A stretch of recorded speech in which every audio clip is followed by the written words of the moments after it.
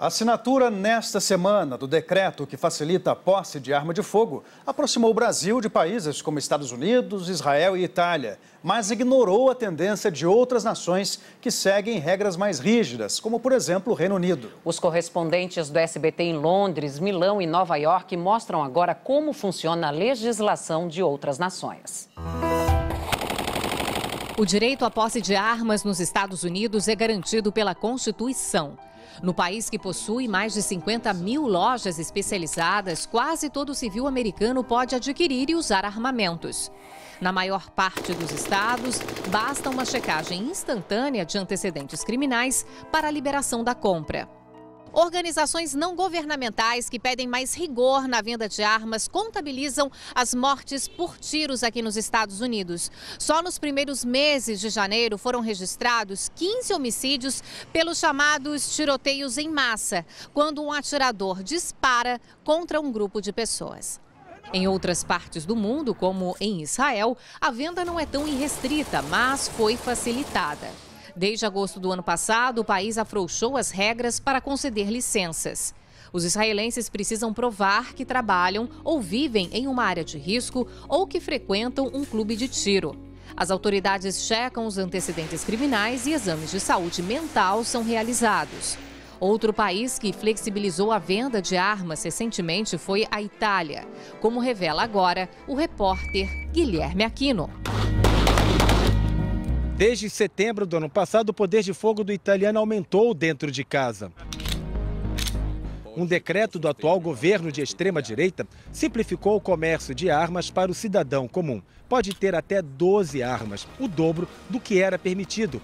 O mesmo vale para a quantidade de balas por carregador. Por outro lado, o prazo para a licença de porte de armas caiu de 6 para 5 anos, com uma diferença. O atestado médico valia apenas para locais fechados. Agora, vale também para áreas externas, como ruas e praças públicas. Estima-se que aqui na Itália circulem 8 milhões de armas legais e ilegais. Metade da quantidade que existe na Alemanha, por exemplo. Só que lá, no país vizinho, o número de homicídios provocado pelas armas é de 25%, enquanto que aqui é de 41%. O exemplo aqui da Itália é uma das poucas exceções quanto à flexibilização ao uso das armas de fogo. A regra, na maior parte dos países, é o rigor à posse de armamentos, como mostra de Londres o correspondente Sérgio Uti. O Reino Unido tem uma das leis mais restritivas do planeta, inclusive para a polícia. Na Inglaterra e no país de Gales, há pouco mais de 122 mil policiais. Só 5% deles têm autorização para portar arma de fogo. Entre abril de 2017 e março de 2018, somente 4 pessoas foram mortas por disparos de policiais. 3 delas eram terroristas que fizeram um ataque na London Bridge, a ponte de Londres. Para imobilizar criminosos, a maior parte dos agentes usa tasers. Foi assim que um homem com facão foi dominado esta semana numa estação de trem em Londres.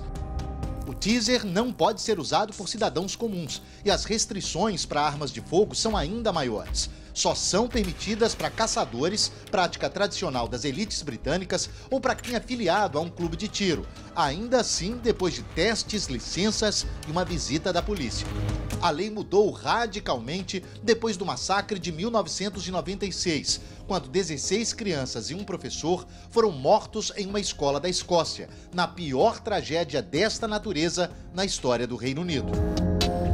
Até o uso de facas é restrito. Na maior parte dos casos, é crime andar com uma pelas ruas. 30% dos homicídios no Reino Unido são cometidos com armas brancas, 5% com armas de fogo.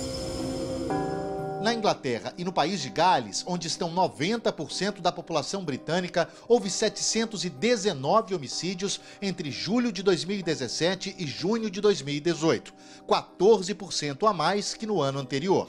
Apesar do aumento, os britânicos estão no fim da lista de homicídios das Nações Unidas. Entre 192 países, ocupam a posição 163. A Itália está na 168, os Estados Unidos na 83 e o Brasil na 13ª posição.